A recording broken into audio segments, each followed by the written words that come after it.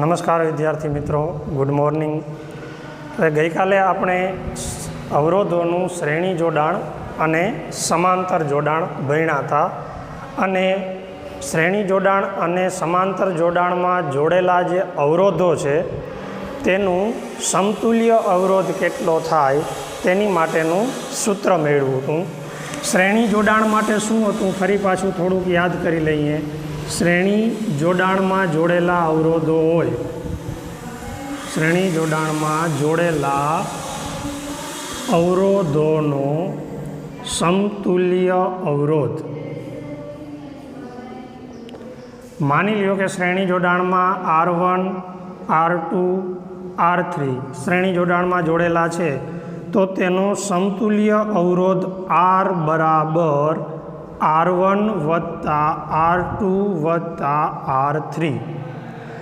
હવે શ્રેણીમાં જોડેલા છે તો ઇંગ્લિશમાં એને સિરીઝ કહેવાય છે, એટલે તમારી બુકમાં અહીંયા R સફિક્સમાં S લખ્યો છે, બરાબર? તો એ રીતે તમે યાદ રાખો તો પણ બરાબર છે. હવે સમાંતર જોડાણમાં જો જોડેલા હોય, શ્રેણી જોડાણની જગ્યાએ હું શું લખી નાખું? સમાંતર જોડાણ. સમાંતર જોડાણમાં જોડેલા અવરોધોનો સમતુલ્ય અવરોધ. તો સમાંતરની ઇંગ્લિશમાં કહેવામાં આવે છે પેરેલલ, રેઝિસ્ટર્સ ઇન પેરેલલ. તો પેરેલલ માટે હું RP લખું તો RP શોધવા માટેનું સૂત્ર શું છે? તો 1/RP બરાબર 1/R1 વત્તા 1/R2 વત્તા 1/R3. આમ જેટલા અવરોધો હશે એટલું આગળ તે ચાલશે. 4 હોય તો R4, R1, R2 અને R3 શું છે? સમાંતર જોડેલા અવરોધો છે. ઓકે, તો આ બંને જે સૂત્રો હમણાં મેં તમને લખાવ્યા એના ઉપરથી આજે આપણે શું કરવાનું છે? તો કે દાખલા ગણવાના છે. સૌથી પહેલાં તમને આપેલું છે ઉદાહરણ 12.7. 20 ઓહમ અવરોધ ધરાવતો એક વિદ્યુત બલ્બ, એટલે આપણા માટે R1 થઈ ગયું કેટલું? 20 ઓહમ. 20 ઓહમ અવરોધ ધરાવતો એક વિદ્યુત બલ્બ, 4 ઓહમ અવરોધ ધરાવતો વાહક R2 કેટલું થઈ ગયું? 4 ઓહમ.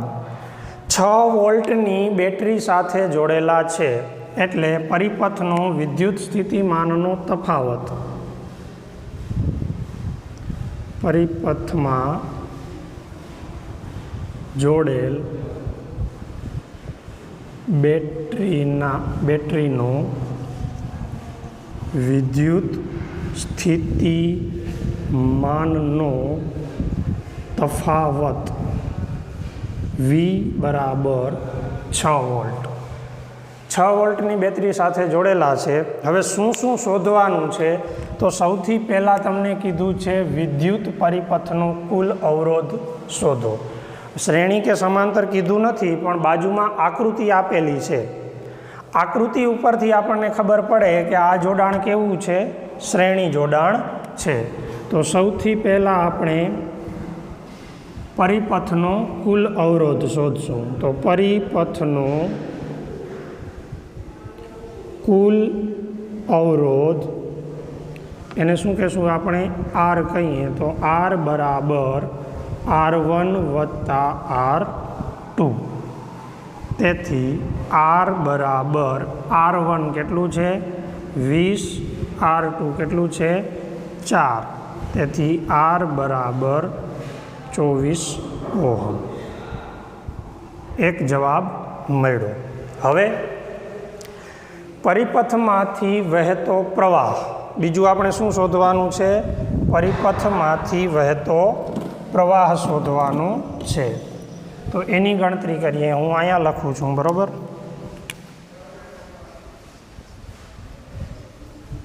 પરિપથમાંથી વહેતો વિદ્યુત પ્રવાહ. હવે આની ગણતરી કેમ થશે? તો કે એક નિયમ આપણને ખબર છે. કયો નિયમ? ઓહમનો નિયમ. તો ઓહમના નિયમ મુજબ કોઈ પણ એક ફોર્મેટમાં સૂત્ર યાદ રાખવાનું, તમારે એક આ જ યાદ રાખવાનું છે, વી બરાબર આઈ આર. આ એક ફોર્મેટ યાદ રાખો, એના ઉપરથી આપણને જે જોતું હોય તે મળી જશે. બરાબર. તો ઓહમના નિયમ મુજબ વી બરાબર આઈ આર. આપણને શું જોઈએ છીએ? વિદ્યુત પ્રવાહ. તો આઈને સૂત્રનો કર્તા બનાવી લેવાનો. તેથી આઈ બરાબર વી ના છેદમાં આર. હવે સૂત્રમાં આપણે કિંમત મૂકીએ તો આઈ બરાબર વી આપણને આપેલું છે કેટલું? 6 વોલ્ટ. 6 વોલ્ટ ના છેદમાં આર કેટલું મળ્યું છે? 24 ઓહમ. બરાબર. છેદ ઉડાડીએ, 6 ચોક 24. તો આઈ બરાબર કેટલું થઈ જશે? 1/4. તેથી આઈ બરાબર શું થશે? 0.25 એમ્પિયર. તો આ પરિપથમાંથી વહેતો જે વિદ્યુત પ્રવાહ છે તેનું મૂલ્ય હશે 0.25 એમ્પિયર. ઓકે, એના પછી શું શોધવાનું છે? વિદ્યુત બલ્બના છેડા વચ્ચે તથા વાહકના છેડા વચ્ચે વિદ્યુત સ્થિતિમાનનો તફાવત. હવે જગ્યા નથી એટલે હું આ બાજુ લખીશ. આનો જ આપણે હજી કન્ટિન્યુ ઉત્તર મેળવીએ છીએ 12.7નું. એટલે ત્રીજું, એમાંય પહેલાં વિદ્યુત બલ્બના છેડા વચ્ચેનો વિદ્યુત સ્થિતિમાનનો તફાવત. વિદ્યુત બલ્બના છેડા વચ્ચે વિદ્યુત સ્થિતિમાનનો તફાવત.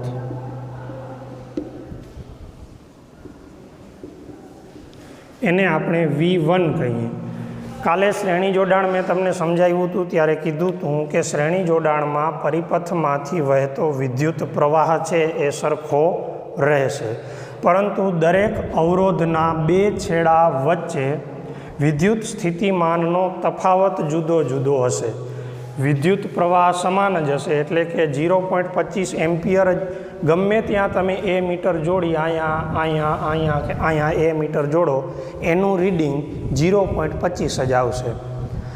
દરેક છેડા વચ્ચે જો તમે વોલ્ટ મીટર જોડો, અહીંયાથી તમે વોલ્ટ મીટર જોડ્યું તો એનું રીડિંગ અને આ 2 છેડા વચ્ચે જોડો તો એનું જુદું જુદું આવશે. શું યાદ રાખવાનું છે? વિદ્યુત અવરોધો છે એ શ્રેણી જોડાણમાં જોડેલા હોય તો વિદ્યુત પ્રવાહ સરખો રહેશે. દરેક અવરોધના 2 છેડા વચ્ચે વિદ્યુત સ્થિતિમાનનો તફાવત જુદો જુદો હશે શ્રેણી જોડાણમાં. ઓકે, આટલું મગજમાં બેસાડી લેવાનું છે. તો અહીંયા વિદ્યુત બલ્બના 2 છેડા વચ્ચે, એટલે કે આ 2 છેડા વચ્ચે તમે વોલ્ટ મીટર જોડો તો એના તફાવતને આપણે V1 કહીએ. ફોર્મેટ ઓહમના નિયમનું એક જ યાદ રાખવાનું છે, V બરાબર આઈ આર. અહીંયા V1 છે તો I તો પરિપથમાં સમાન જ રહે છે, એટલે આપણે I1 નહીં કહેશું કારણ કે એ બધી જગ્યાએ સરખો છે I.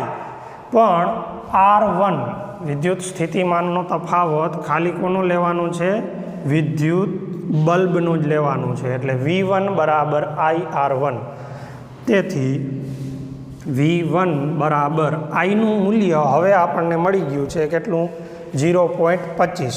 0.25 1/4 કરવાથી આવ્યું હતું, એટલે 1/4 પણ તમે અહીંયા લખી શકો. R1 કેટલું છે? તો કે આપણને આપી દીધું છે 20 ઓહમ. બરાબર. છેદ ઉડાડો, 4×5 = 20. તેથી V1 બરાબર કેટલું થશે? 5 વોલ્ટ. એકમ જે હોય તે રાખવાનું. હવે વાહકના 2 છેડા વચ્ચે વિદ્યુત સ્થિતિમાનનો તફાવત. વાહકના 2 છેડા વચ્ચે વિદ્યુત સ્થિતિમાનનો તફાવત.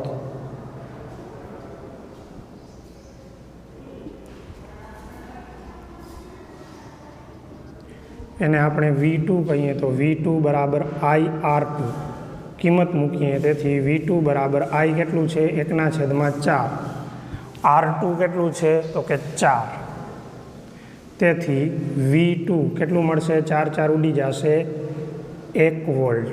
કેટલું મળશે, 1 વોલ્ટ. તો આ દાખલો વ્યવસ્થિત છે એ તમારી બુકમાં લખી લેજો.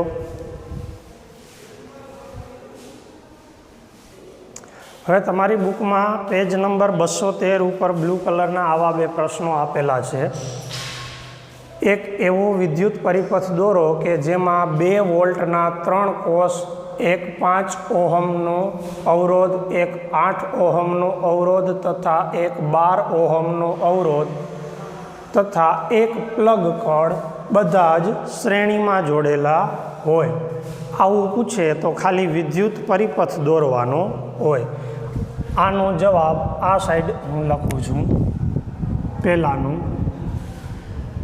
2 વોલ્ટના કેટલા કોષ કીધા છે, 3. બધું શ્રેણીમાં જોડવાનું છે, એટલે પરિપથના સંકેતો આપણને ખબર હોવી જોઈએ. આવો સંકેત છે એ કોનો છે, વિદ્યુત કોષનો. એવા કેટલા જોડવાના છે, 3.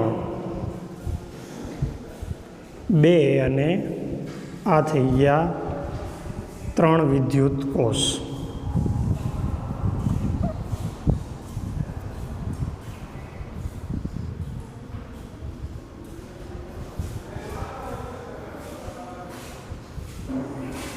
હવે એની સાથે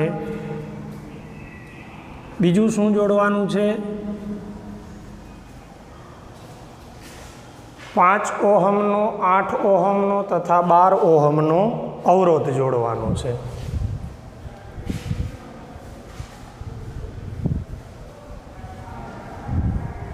આ 5 ઓહમનો અવરોધ, ત્યાર પછી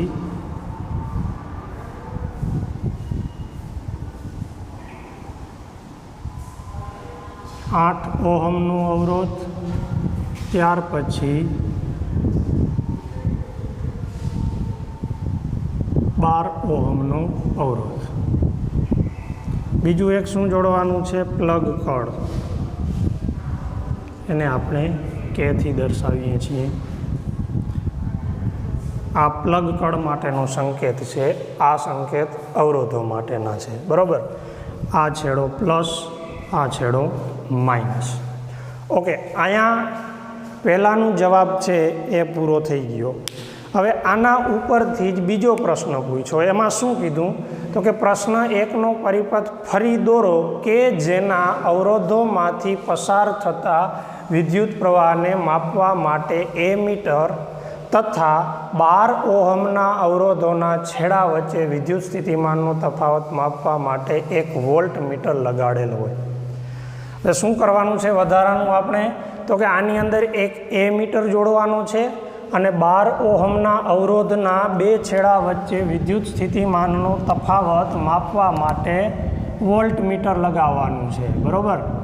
એટલે હવે બીજા પ્રશ્નમાં પરિપથ દોરવાનો છે અને પછી ગણતરી કરવાની છે. પછી શું કીધું, એ મીટર અને વોલ્ટ મીટરના અવલોકનો શું હશે, એટલે કે આપણે વિદ્યુત પ્રવાહ શોધવાનો અને વિદ્યુત સ્થિતિમાનનો તફાવત શોધવાનો. ઓકે, તો આ જ પરિપથમાં છે હું એ મીટર લગાવી દઉં છું. તમારે નવું પરિપથ બનાવી અને એમાં કરવાનું. આ લગાવી દીધું એ મીટર. હવે વોલ્ટ મીટર ક્યાં લગાવવાનું છે, તો કે 12 ઓહમના અવરોધના 2 છેડા વચ્ચે શું લગાવવાનું છે, વોલ્ટ મીટર. આમાંથી વિદ્યુત પ્રવાહ જે વહેતો હશે, અહીંયાથી વિદ્યુત પ્રવાહના 2 ભાગ પડશે. એક આમાંથી વહીને પાછો અહીંયા આવી જાય અને પછી આમ થઈ અને વહેશે. ઓકે, તો આ બીજા માટેની આકૃતિ તૈયાર થઈ ગઈ.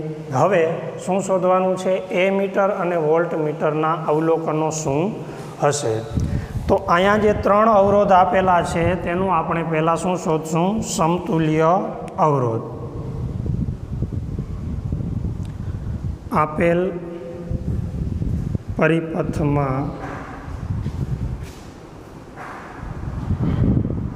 અવરોધો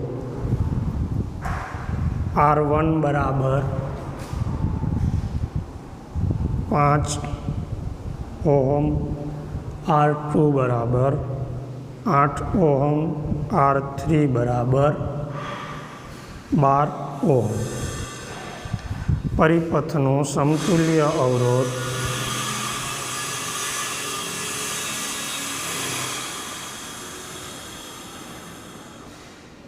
R બરાબર R1 વત્તા R2 વત્તા R3, 5 વત્તા 8 વત્તા 12 ઓહમ. 12 ને 8 20, 20 ને 5 25 ઓહમ. જો આ શું કામ આપણે પહેલાં સમતુલ્ય અવરોધ શોધ્યો? કારણ કે આપણે શોધવાનું છે વિદ્યુત પ્રવાહ I. તો V બરાબર IR, આ સૂત્ર તમે મૂકો તો એમાં તમારે જે આ આરનું મૂલ્ય મૂકવાનું છે તે આ શ્રેણી જોડાણના કુલ અવરોધનું મૂલ્ય મૂકવાનું છે, એટલા માટે. ઓકે, તો પહેલાં આપણે સમતુલ્ય અવરોધ શોધી લીધો. હવે શું ગણતરી કરશું? એ મીટર અને વોલ્ટ મીટરના અવલોકનો શું હશે એવું કીધું છે. એટલે એ મીટર શું માપવા માટે વપરાય? તો કે વિદ્યુત પ્રવાહ, અને વોલ્ટ મીટર વિદ્યુત સ્થિતિમાનનો તફાવત. તો આપણે એ યાદ રાખવાનું છે, બરાબર? એટલે ખબર પડે કે દાખલામાં આપણને શું પૂછ્યું છે, શું શોધવાનું છે. તો હવે ઓહમના નિયમ મુજબ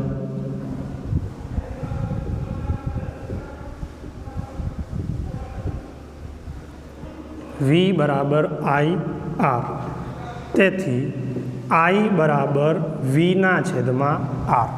ઓકે, હવે વાત આવી Vની.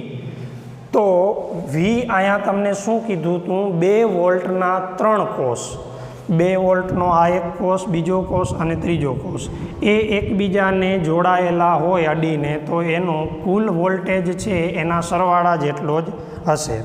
એટલે અહીંયા વિદ્યુત સ્થિતિમાનનો તફાવત પણ હું પહેલાં લખી નાખું. બેટરીનો, બેટરીના 2 છેડા વચ્ચે વિદ્યુત સ્થિતિમાનનો તફાવત V બરાબર 2 વત્તા 2 વત્તા 2, 2 ને 2 4, 4 ને 2 6 વોલ્ટ. આ કેટલો થશે? 6 વોલ્ટ. તો અહીંયા Vની જગ્યાએ આપણે શું મૂકશું? 6. તો I બરાબર 6 છેદમાં R આપણને કેટલો મળ્યો છે? 25 મળ્યો છે. 6 વોલ્ટ 25 ઓહમ. ભાગાકાર કરી લેવાનું, મૂંઝાવાનું નહીં, પોઈન્ટમાં જવાબ આવે. હવે 25 છે તો અહીંયા 6 નાના ભાગના હાલે, ભાગમાં પડી 0, પછી પોઈન્ટ લીધો, 0 ઉતાર્યો, 25 દૂને 50, કેટલા વધશે? તો કે 10 વધશે. હજી એક 0 ઉતાર્યો, 25 ચોક 100. આવું કરી જ લેવાનું. ભલે આપણને એવી ફિલિંગ આવે કે આ તો પ્રાઇમરીમાં આવું કરતા, બરાબર? કારણ કે તમારી પરીક્ષામાં કેલ્ક્યુલેટર છે એનો ઉપયોગ કરવા દેવામાં આવતો નથી. એટલે અહીંયા આપણે I બરાબર શું લખશું? 0.24 એમ્પિયર. હવે તો કે હવે વોલ્ટ મીટરનું અવલોકન.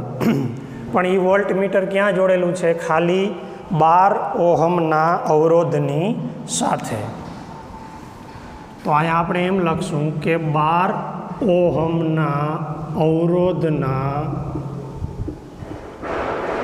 2 છેડા વચ્ચે વિદ્યુત સ્થિતિમાનનો તફાવત V3 બરાબર IR3. તો V3 શોધવા માટે તમારે શું કરવાનું? તો કે આઈની કિંમત મૂકવાની અને આરની કિંમત મૂકવાની. હવે જો અહીંયા 0.24 તમે મૂકો તોય જવાબ આવે, પરંતુ આપણે છેદ ઉડતા હોય તો ઉડાડવા માટે સહેલું પડે એટલે આપણે 6/25 લેશું અને R3 શું લેશું? 12. આ 6/25નો ભાગાકાર કરીને 0.24 આવ્યા છે એટલે આઈની જગ્યાએ તમે 6.25 પણ લઈ શકો. 12 × 2 = 12 × 5 = 60, 12 × 6 = 72/25.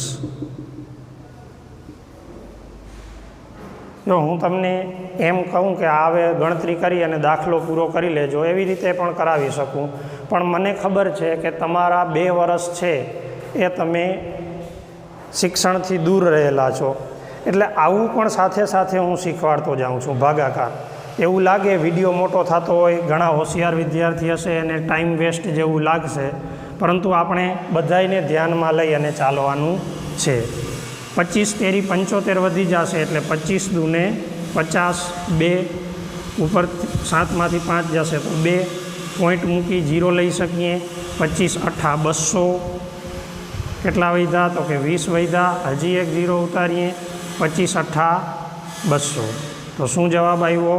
2.88. તેથી V3 = 2.88 વોલ્ટ.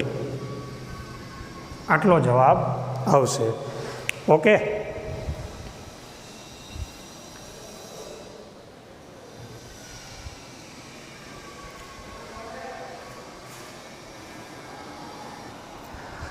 હવે આપણે અવરોધોના સમાંતર જોડાણના દાખલા ગણીએ તે પહેલાં હું તમને એક બીજી વસ્તુ છે એ સમજાવી દઉં. દાખલા તરીકે કોઈ પરિપથ એવો હોય કે જેમાં શ્રેણી અને સમાંતર બે જોડાણમાં અવરોધો હોય. દાખલા તરીકે કોઈ એક આ બેટરી છે,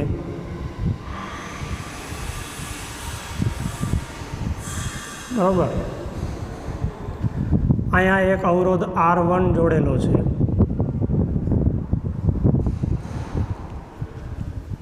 એના પછી બીજો કોઈ એક અવરોધ છે એ R2 જોડેલો છે,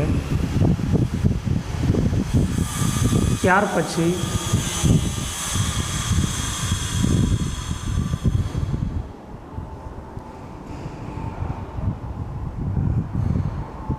R3,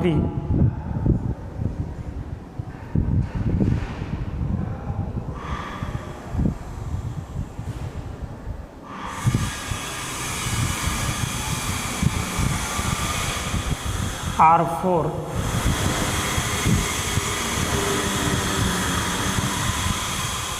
અહીંયા આવી જે ફળ મૂકેલી છે, આ રીતે કોઈ પરિપથ છે. તો હવે આનો આપણને સમતુલ્ય અવરોધ શોધવાનું કહીએ તો આપણે શું કરવાનું? તો કે તમે જોશો કે R1 અને R2 એ બે કેવા છે? શ્રેણીમાં છે. તો એનો આપણે સીધો છે એ સરવાળો કરી નાખીએ, એટલે કે આ શ્રેણી જોડાણ માટેનું સમતુલ્ય અવરોધ, શ્રેણી છે એટલે એને આપણે RS કહીએ, તો એ થશે R1 + R2. જો હું પરિપથનું સમતુલ્ય અવરોધ એમ નથી બોલતો, આ બે શ્રેણી જોડાણ છે એનો સમતુલ્ય અવરોધ RS = R1 + R2. આનો મતલબ શું થાય? તો કે આ બે અવરોધોને તમે કાઢી અને RS જેટલો, કે આ બેના સરવાળા જેટલો બીજો કોઈ અવરોધ અહીંયા જોડો તો એટલો જ આમાંથી પ્રવાહ વહેશે. હવે જે આટલો ભાગ છે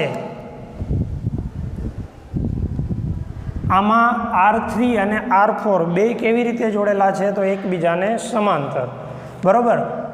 તો આનો સમતુલ્ય અવરોધ એને હું RP કહું. તો એને શોધવા માટે છે એ સમાંતર જોડાણવાળો નિયમ લાગુ પડશે. 1/RP = 1/R3 + 1/R4.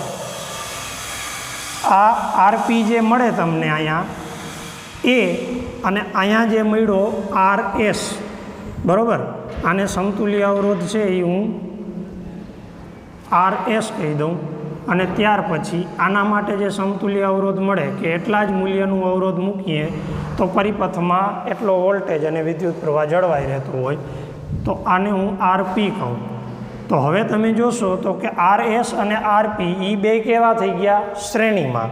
તો પરિપથનું કુલ સમતુલ્ય અવરોધ આર કેવી રીતે મળે? તો કે આર એસ અને આર પીના સરવાળા જેટલો.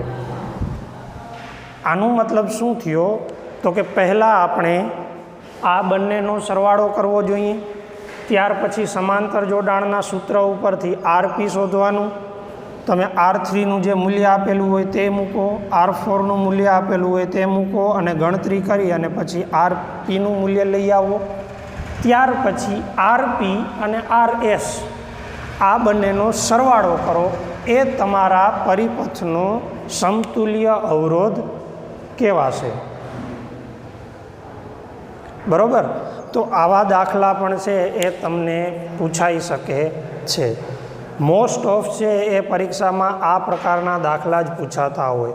કાં તો શાબ્દિક રીતે તમને દાખલો વર્ણન કરીને આપી દઈએ કે એક પરિપથમાં 2 ઓહમ અને 5 ઓહમના અવરોધો શ્રેણીમાં જોડેલા છે, ત્યાર પછી 10 ઓહમ અને 20 ઓહમના અવરોધો સમાંતરમાં જોડેલા છે, તેની સાથે આગળના 2 અવરોધો છે તે શ્રેણીમાં છે, તો પરિપથનો કુલ સમતુલ્ય અવરોધ શોધો. વધારે જો દાખલાને લાંબો કરવો હોય તો એમ કહી દઈએ કે તેની સાથે આટલા વોલ્ટેજની બેટરી જોડેલી છે, તો પરિપથમાંથી વહેતો પ્રવાહ શોધો. એવું કહી દઈએ કે R1 અને R2 વચ્ચે વિદ્યુત સ્થિતિમાનનો તફાવત શોધો, તો આપણે આઈનું મૂલ્ય, પરિપથમાંથી વહેતા વિદ્યુત પ્રવાહનું મૂલ્ય મળી ગયું હોય, એની સાથે આ R1નું જે મૂલ્ય તમને આપેલું હોય એનો ગુણાકાર કરી નાખો, એટલે આ બે છેડા વચ્ચેનો વિદ્યુત સ્થિતિમાનનો તફાવત તમને મળી જાય. તો આ રીતે છે એ પણ તમને પરીક્ષામાં દાખલા પૂછી શકે છે. જો કે ટેન્શન નથી લેવાનું, એવા દાખલા તમારી સ્વાધ્યાયમાં આપેલા હોય કે અગાઉ ઉદાહરણમાં આપેલા હશે તો એની આપણે પ્રેક્ટિસ કરશું. પરંતુ આ તમારે ખાસ ધ્યાન રાખવાનું છે કે જો અવરોધો શ્રેણીમાં જોડેલા હોય તો એનો સીધો સરવાળો કરી નાખવાનું, સમાંતરમાં જોડેલા હોય તો સમાંતર જોડાણના સૂત્રના સમતુલ્ય અવરોધના નિયમ પ્રમાણે એની ગણતરી કરવાની. ત્યાર પછી બંને છે એ જોવાનું કેવી રીતના છે, તો કે શ્રેણીમાં છે તો સીધો સરવાળો કરી નાખવાનું. માની લ્યો કે આ અવરોધ અને આ બે અવરોધ સમાંતરમાં હોત તો એનું પાછું 1/RS અને 1/RP એવી રીતે કરવું પડે આપણે, અને ત્યાર પછી ગણતરી કરવી પડે. તો આ વસ્તુ છે એ તમે ખાસ ધ્યાન રાખજો. બરાબર? તો હવે આજે આપણે અહીંયા એટલું રાખીએ છીએ. આવતા લેક્ચરમાં આપણે સમાંતર જોડાણમાં જો અવરોધો હોય તો એની ગણતરી કેવી રીતે કરવી એની ચર્ચા કરશું. ઓકે, અસ્તુ.